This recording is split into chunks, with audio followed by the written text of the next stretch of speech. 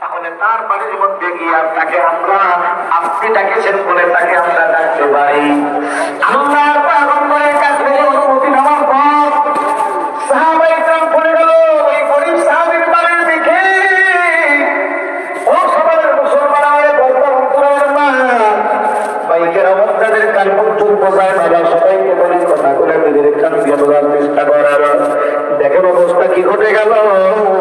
সাহাবায়ে কেরাম যখন ওই গরীব সাহাবীর বাড়ির কাছের মধ্যে চলে গেছে, দরজার মধ্যে নক করেছে, কিন্তু সঙ্গে সঙ্গে দরজা খুললো না। খুলতে অনেক দেরি হয়ে গেল। বেশ কিছুক্ষণ পর সাহাবী যখন দরজার কাছের মধ্যে চলে আসছে, ডাক দিয়া বলে, ভাই তুমি নামাজের মধ্যে কি জন্য দেরি করো না? সালাম ফেরার সঙ্গে সঙ্গে তুমি দৌড় দাও। আল্লাহর পয়গম্বর মুহাম্মদ রাসূলুল্লাহ সাল্লাল্লাহু আলাইহি ওয়াসাল্লাম তোমাকে ডেকেছে, তোমার সঙ্গে জরুরি কথা আছে। সাহাবী টেনশনের মধ্যে পড়ে গেল, কি এমন কথা বলবে পয়গম্বর, আমার বেয়াদবি হয়ে গেছে। ডাক দিয়া বলে, ভাই তোমরা যাও, এখন তোমাদের সঙ্গে আমি যাইতে পারবো না, একটু লেট হয়ে যাবে। সাহাবায়ে কেরাম রাজি হয়ে গেল। আল্লাহর পয়গম্বরের কথা শোনার পর তারপরেও সে কেমনে বলে আমার যাইতে দেরি হবে। লোকটা মনে হয় আসলেই মুনাফিক হয়ে গেছে। সাহাবায়ে কেরাম চলে গেল পয়গম্বরের দরবারে। ও মুসলমান ইমানদার, আল্লাহর গোলাম, ডাক দিয়ে বলে, পয়গম্বর আমরা যা ধারণা করেছি ধারণা মনে হয় আসলেই সঠিক। বলে কি হয়ে গেছে? বলে, ইয়া রাসূলুল্লাহ, ইয়া হাবিবাল্লাহ, যখন আপনার কথা বলেছি তার মধ্যে আমরা কোনো পরিবর্তন পাই নাই। ও পয়গম্বর, ও যেমন ছিল তেমনই ছিল, তার মধ্যে আমরা কোনো পরিবর্তন পাই নাই। আপনার কথা শোনার পর তাড়াহুড়া করে আপনার দরবারে সে আসতে রাজি হলো না। মুসলমান শেষ পর্যন্ত সাহাবী হাঁটি হাঁটি পা পা করে কিছুক্ষণের মধ্যেই আল্লাহর পয়গম্বর মুহাম্মদুর রাসূলুল্লাহ সাল্লাল্লাহু আলাইহি ওয়াসাল্লামের দরবারে উপস্থিত হয়ে গেল। পয়গম্বর সাহাবীকে কাছের মধ্যে ডাকলেন। ডাকার পর ডাক দিয়ে বলে, সাহাবী, কি এমন কারণ তুমি কি জন্য নামাজের পর দেরি করো না? তোমার কি আমি পয়গম্বরের বয়ান ভালো লাগে না? আমি পয়গম্বরের কথা শুনতে কি তোমার মনে চায় না? সাহাবী চোখের পানি ফেলাইয়া ডাক দিয়া বলে, পয়গম্বর, আপনার বয়ান ভালো লাগে না এটা তো কখনোই হতে পারে না গো পয়গম্বর। ইয়া রাসূলুল্লাহ, ইয়া হাবিবাল্লাহ, আপনি হয়তো আমার অবস্থাটা জানেন না।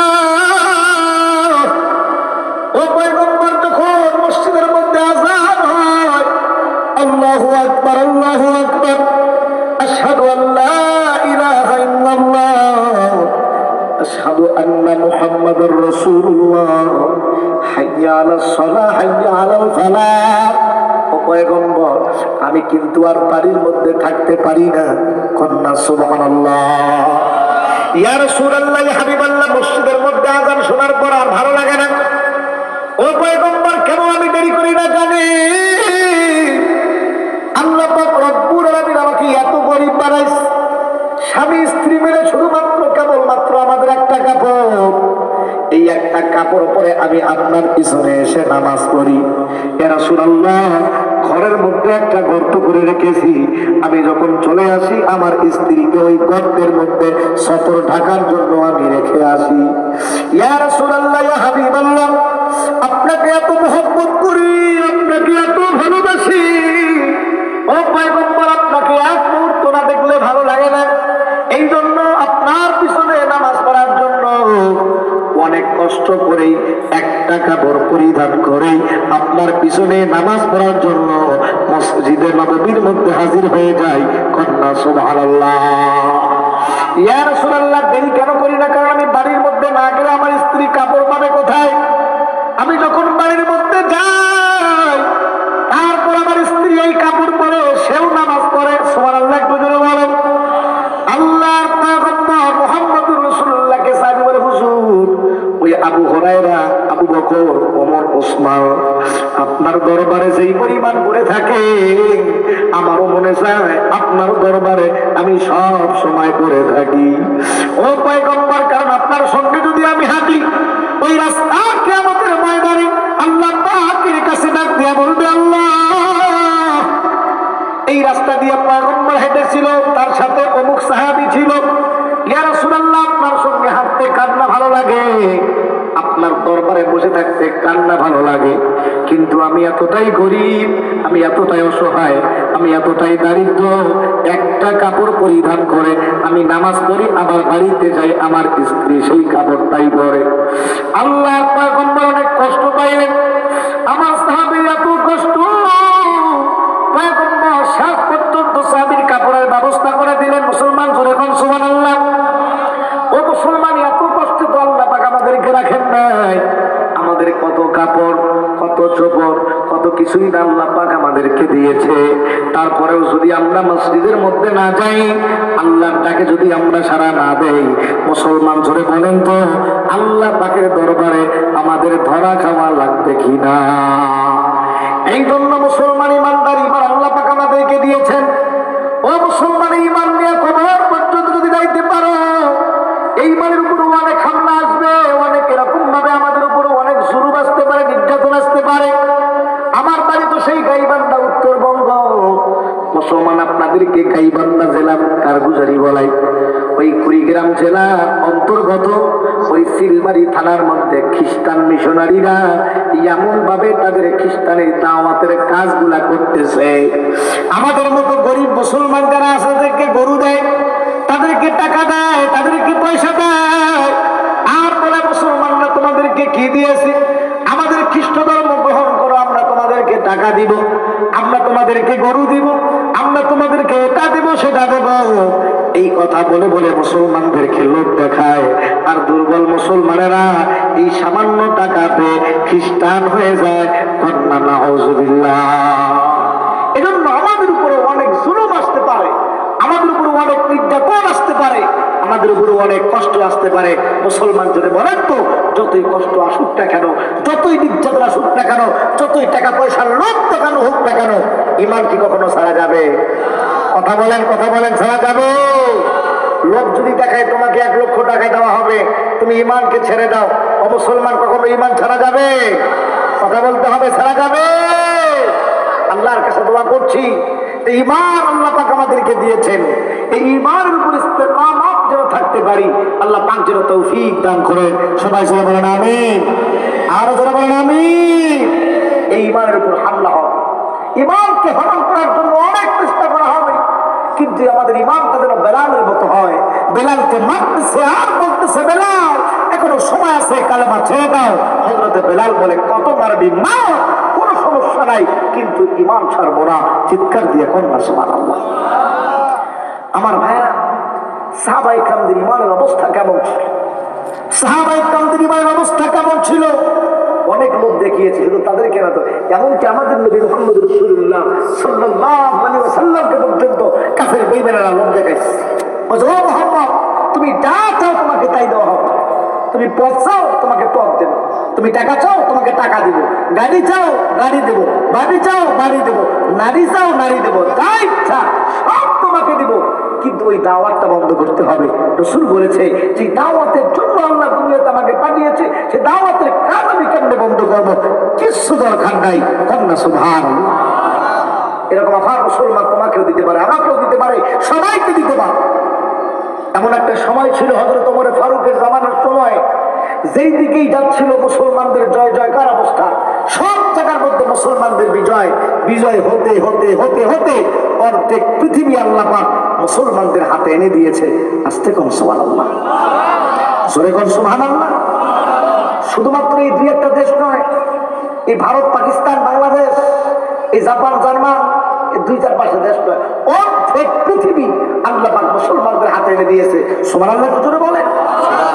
খ্রিস্টানদের টনক পড়ে গেল, খ্রিস্টানরা বলে হায় হায়, সব জায়গার মধ্যে মুসলমানদের জয় দেখার অবস্থা, যেই দিকেই যায় সেই দিকে মুসলমানদের বিজয়, যেই দিকেই যায় সেই দিকে মুসলমানদের বিজয়। তো মুসলমান জোরে বলেন তো, মুসলমানদের পক্ষে যিনি আছেন জোরে বলেন, উনি কে? আল্লাহর নাম নিতে কষ্ট হয়, জোরে বলেন আল্লাহ। আকাশ বাতাস মুখরিত করে সবাই গলার আওয়াজ কিছু করে বলেন আল্লাহ।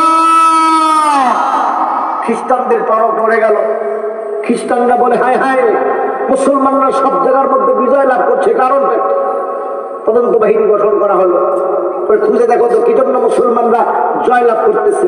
এসে বলছে, বাচ্চা তাদের মধ্যে এমন একটা বিষয় আছে যেটা আমাদের মধ্যে নেই। বলে কি আছে? বলে ওদের মধ্যে ইমানি পাওয়ার আছে। সুবহানাল্লাহ, একটু আসতে জোরে কর না সুবহানাল্লাহ। রোম বাদশা ডাক দিয়ে বলে তাহলে আমি তাদের ইমানের পাওয়ারটা একটু দেখতে চাই। কি এমন ইমানি পাওয়ার? যে ইমানি পাওয়ারের কারণে তারা প্রত্যেকটা যুদ্ধের মধ্যে বিজয় লাভ করতেছে। ও মুসলমান ইমানদার আল্লাহর গোলাম, শেষ পর্যন্ত রোম বাদশা একটা বাহিনী পাঠায় দিল মুসলমানদের একটা বাহিনীকে আটকানোর জন্য। হযরত আব্দুল্লাহ বিন হুযায়ফা রাদিয়াল্লাহু তাআলা আনহু তার এই দলটাকে তারা এরকম ভাবে আটকাইলো। এরপরে বাদশাহ দরবারে যখন আব্দুল্লাহ বিন হুযায়ফার দলটাকে নিয়ে যাওয়া হলো, আব্দুল্লাহ বিন হুযায়ফা রাদিয়াল্লাহু তাআলা আনহু তার দিলের মধ্যে একমাত্র ছিল মালিকের ভয়। কোন বাতিলের সামনে মাথা নত করে না। কন্যা সুবহানাল্লাহ। ও মুসলমান, রোম বাদশাহ দরবারে ঢোকার জন্য নিয়ম আছে। রোম বাদশাহ দরবারের জন্য ঢোকার জন্য নিয়ম হলো মাথাকে নিচু করে ঢুকতে হয়, মাথাকে নিচু করে ঢুকতে হয়।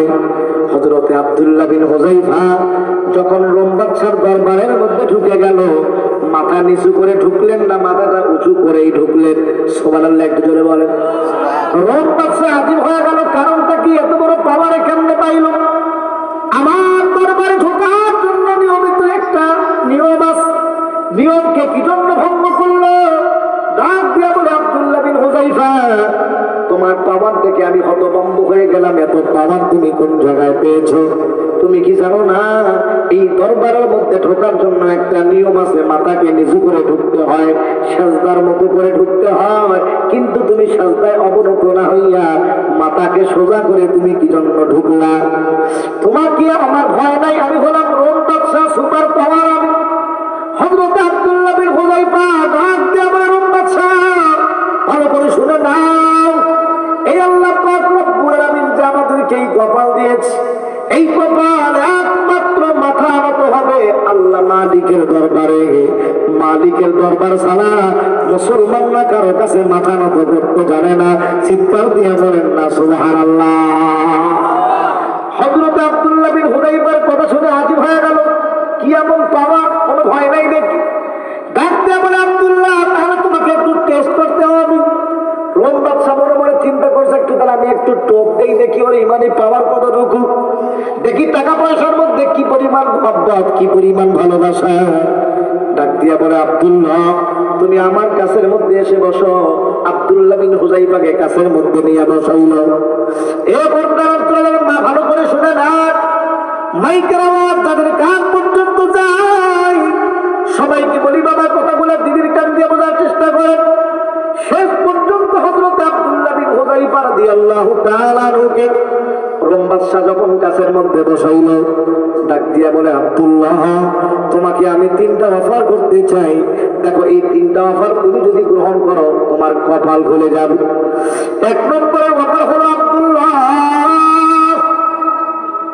তুমি হলাম মুসলমান আর আমি হলাম খ্রিস্টান, মাঝখানের মধ্যে ব্যবধান শুধু এতটুকু। আরে আব্দুল্লাহ তুমি যদি খ্রিস্ট ধর্ম গ্রহণ করে নাও, মুসলমানিত্বকে বাদ দাও, ইসলামকে ছেড়ে দাও। আব্দুল্লাহ বিন হুযায়ফা ভালো করে শুনে নাও, তুমি ইসলাম ধর্ম ছেড়ে দিলে এত বড় রোম রাজ্যের অর্ধেকটা আমি তোমার নামে লিখে দিব, কোনো সন্দেহ নেই। এই আব্দুল্লাহ বিন হুযায়ফা আমার 2 নম্বরের অফার হলো, তুমি যদি ইসলাম ধর্ম গ্রহণ না করে ইসলাম ধর্ম ছেড়ে দাও, খ্রিস্ট ধর্ম গ্রহণ করো। 2 নম্বরের অফার হলো, আল্লাহ পাক আমাকে একটা মেয়ে সন্তান দান করেছেন, অনেক সুন্দরী। আমার এই কন্যা সন্তানটাকে আমি তোমার সঙ্গে বিবাহ দিয়ে দিব। আব্দুল্লাহ 3 নম্বরের অফার হলো, আরে আব্দুল্লাহ তুমি যদি এরকম ভাবে খ্রিস্ট ধর্ম গ্রহণ করো, যেহেতু তুমি আমার মেয়েকে বিবাহ করার কারণে জামাই হয়ে গেছো, আমার মৃত্যুর পর বাকি অর্ধেক রোম রাজ্য তুমি মালিক হয়ে যাবা। অর্থাৎ আমি যখন থাকবো না পুরা রোম রাজ্যের একমাত্র মালিক তুমি হবা। দেখো এত বড় ক্ষমতা সহজে কেউ পায় না। তুমি যদি ইসলাম ধর্মকে ছেড়ে দাও, খ্রিস্ট ধর্ম গ্রহণ করো, তাহলে তোমাকে এত বড় বড় অফার দেওয়া হবে। আব্দুল্লাহ বলো, আমার দেওয়া অফারটা তুমি গ্রহণ করতে চাও কি চাও না?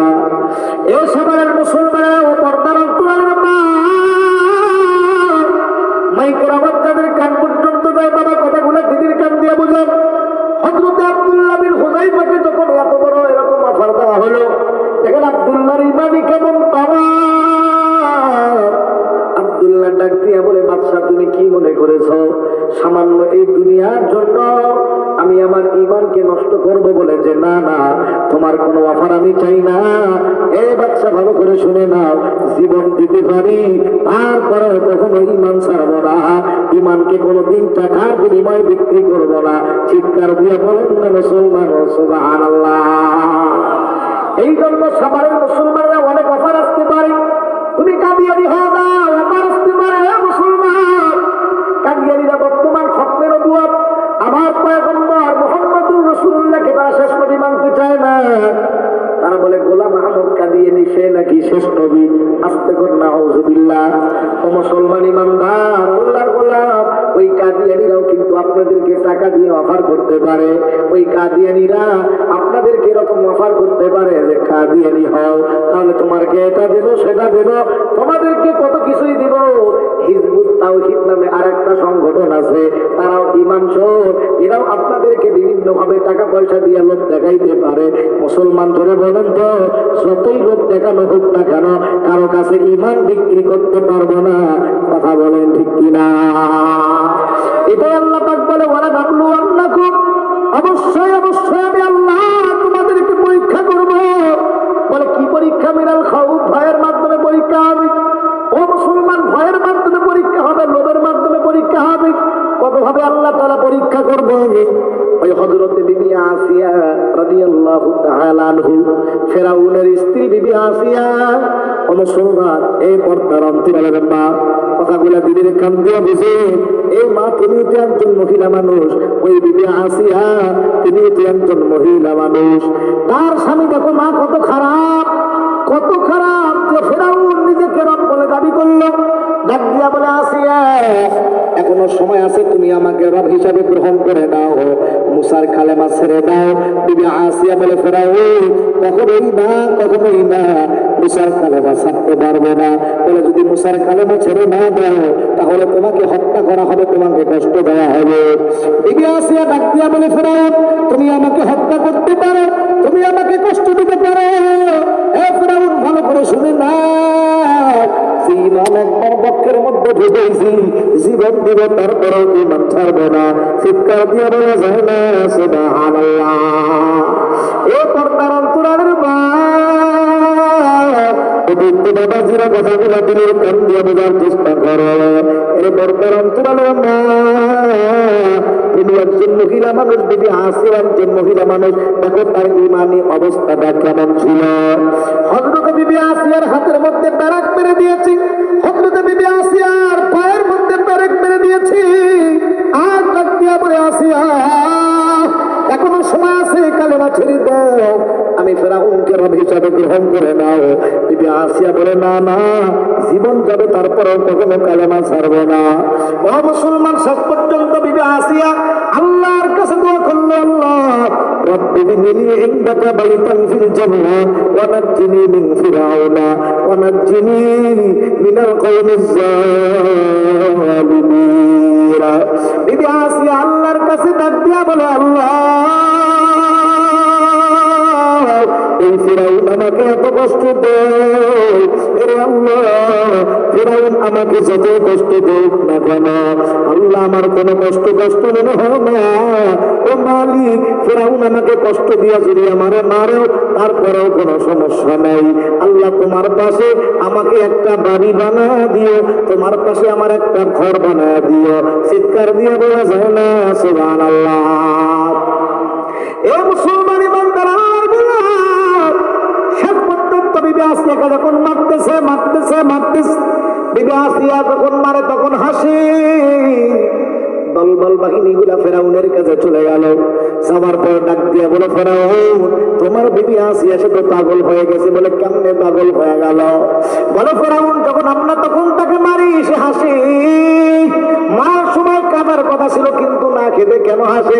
ফেরাউন চলে আসলো, আসার পরে ডাক দিয়া বলে, আসিয়া তোমাকে প্রহার করা হয়, এখন তোমার কান্না করার কথা, কিন্তু কান্না না করিয়া এ আসিয়া এখন তুমি কি জন্য হাসো?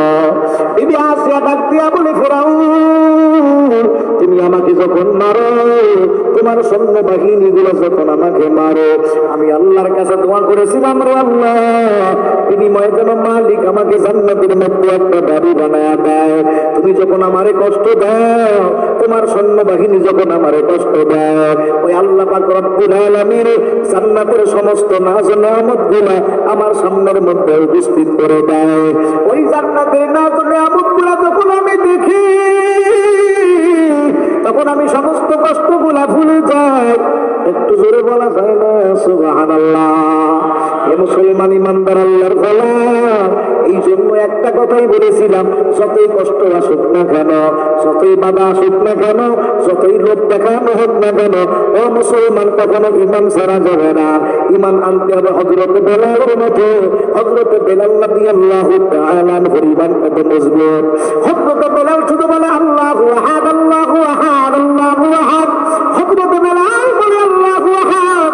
হযরত আবু বকর সিদ্দিক রাদিয়াল্লাহু তাআলা আনহু, ও মুসলমান ইমানদার আল্লাহর গোলাম, যখন হযরত বেলালের পাশ দিয়া যায়, ডাক দিয়া বলে, বেলাল, আল্লাহু আহাদ, আল্লাহু আহাদ নামটা তুমি আসতে নাও। বেলাল, তুমি যদি জোরে জোরে আল্লাহ আল্লাহ বলো, তাহলে উমাইয়া তোমাকে আরো বেশি বেশি করে মারবে। হযরত বেলাল ডাক দিয়া বলে, আবু বকর, আপনি আমাকে আল্লাহর নাম আসতে নিতে বলবেন না। বলে, কেন বলবো না? বলে, ভাই আবু বকর, ওই মালিকের নামে এত মজা, ওই কাফের বেঈমানরা যখন আমাকে মারে, আর যখন আমি আমার মালিকের নাম আল্লাহ আল্লাহ বলি, আল্লাহ পাক এত নামের মধ্যে মজা দিয়েছে, সমস্ত দুঃখ কষ্ট সবগুলা মালিকের নাম জপার সঙ্গে সঙ্গে আমি বেলাল ভুলে যাই।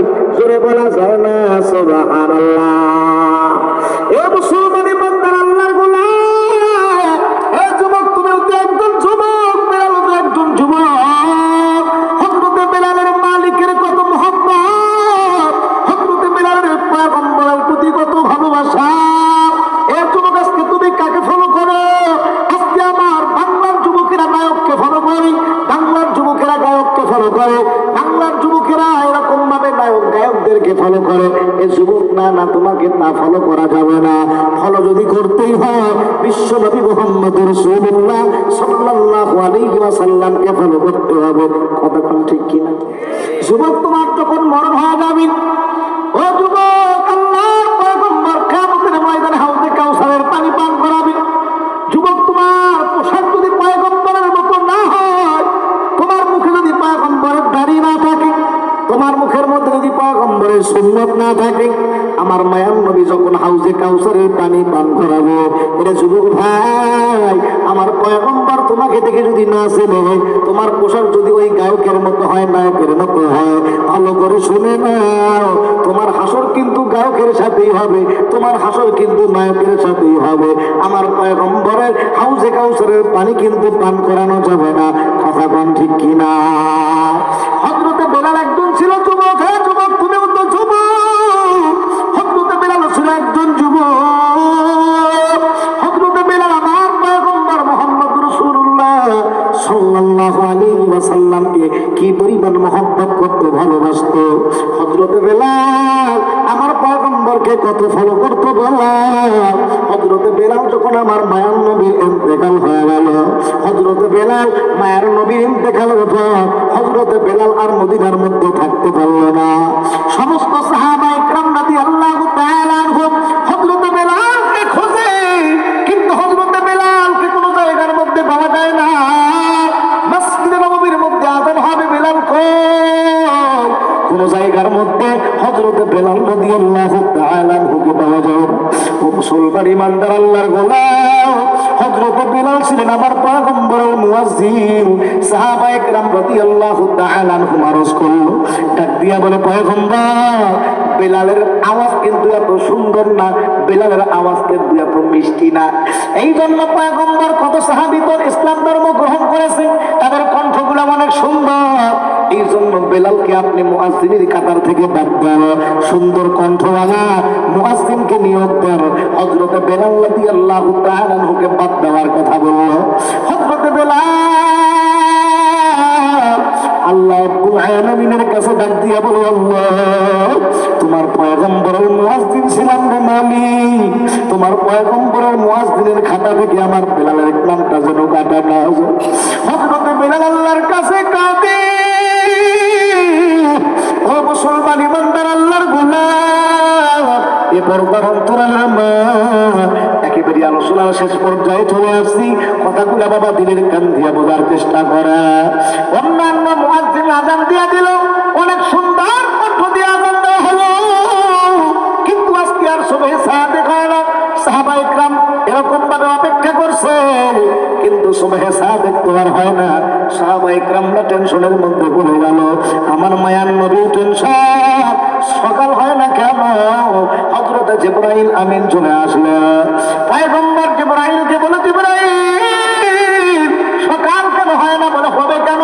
আযান দেন না কেন? বলে আযান তো হয়েছে। বলে কেমনে আযান হলো? বলে আগের চাইতে আরো সুন্দর কণ্ঠ দিয়ে আজকে আযান দেওয়া হয়েছে। জিবরাইল বলে, পয়গম্বর আগে যেই ভাঙ্গা গলা আযান দেওয়া হয়েছে ওই বেলালের মাধ্যমে, ওই বেলালকে দিয়ে আপনি আযান দেওয়া। ও পয়গম্বর, আপনি যে মুয়াজ্জিনকে দিয়ে আযান দিয়েছেন ওই আযানের মধ্যে রূহ ছিল না, ওই আযানটা একমাত্র আল্লাহর সন্তুষ্টির জন্য ছিল না। বেলাল যে মন থেকে রূহ থেকে আযান দেয়, আজকের আযানটা বেলালের মতো আযান হয় না, আল্লাহর আরশ পর্যন্ত পৌঁছা নাই, এই জন্য সকাল এখনো পর্যন্ত হয় নাই। এই জন্য পয়গম্বর বেলালকে বলেন আযান দেওয়ার জন্য। হযরত বেলাল যেন অবশ্যই আযান দেয়। এ মুসলমান ইমানদার আল্লাহর বান্দা যুবক, হযরত বেলালের টাকা ছিল না, পয়সা ছিল না, গাড়ি ছিল না, বাড়ি ছিল না, দেখতে অনেক কালো ছিল, ভালো ছিল না। হযরত বেলাল ছিল অত্যন্ত কালো, কিন্তু হযরত বেলালের দাম এত কেন বেড়ে গেল?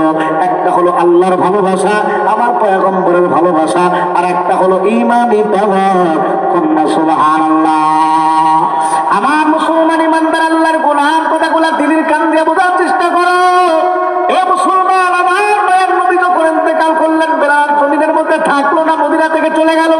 বহুদিন পর হযরত বেলাল রাদিয়াল্লাহু তাআলা আনহু মদিনার মধ্যে চলে আসছে।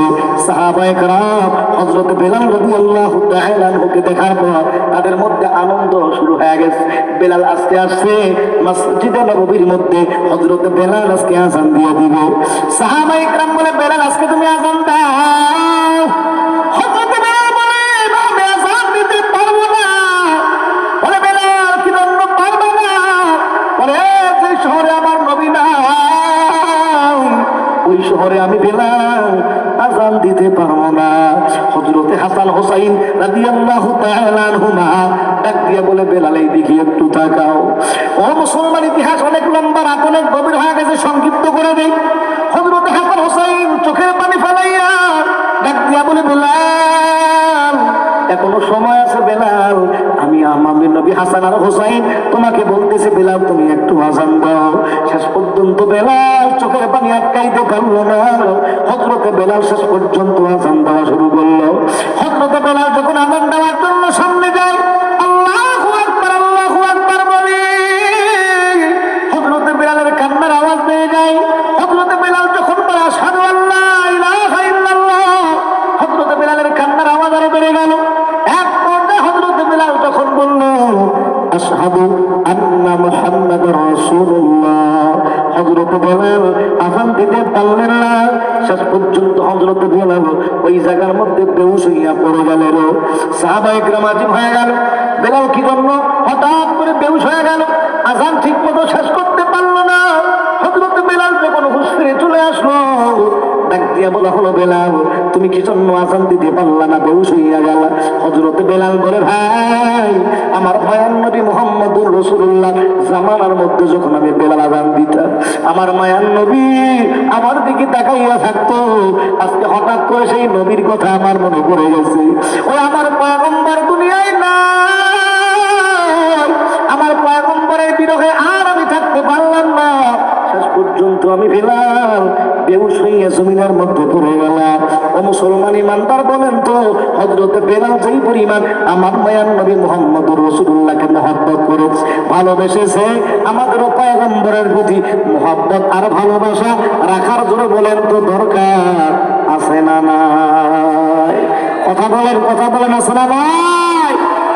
আল্লাহর কাছে দোয়া করছি রাসূলের পরিপূর্ণ মহব্বত আর ভালোবাসা দ্বারা আল্লাহ পাক যেন আমাদের কলিজা গুলাকে ভরপুর করে দেন।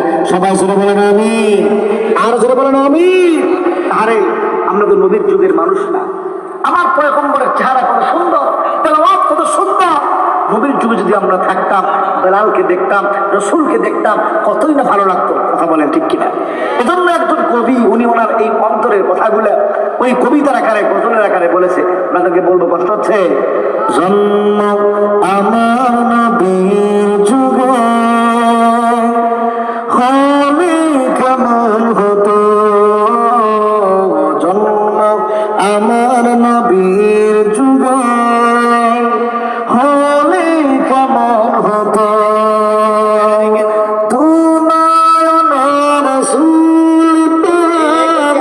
দেখিল কেমন হতো,